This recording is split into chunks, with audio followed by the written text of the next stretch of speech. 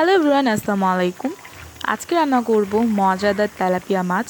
কাঁচামরিচ দিয়ে বিভিন্ন সবজি দিয়ে শীতকালে তেলাপিয়া মাছ রান্নাটা অনেক মজা।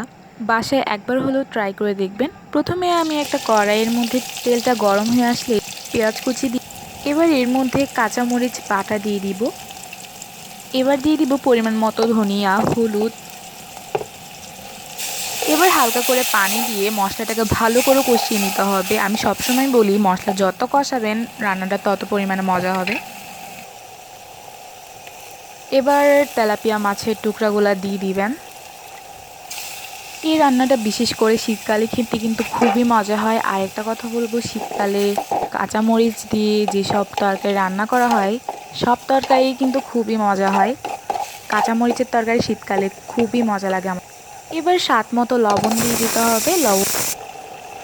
তরকারিটা যখন একটু একটু সিদ্ধ হয়ে আসবে তখন আমি কিছু সবজি দিয়ে দিচ্ছি। এখানে রেখেছি আমি শিম, দেন টমেটো। এখানে আপনি আপনার ইচ্ছে মতো সবজি ইউজ করতে পারেন, যেহেতু শীতকালে বিভিন্ন সবজি পাওয়া যায়। এবার আরও স্বাদ বাড়ানোর জন্য উপর দিয়ে ধনিয়া পাতা কুচি দিয়ে দিয়েছি।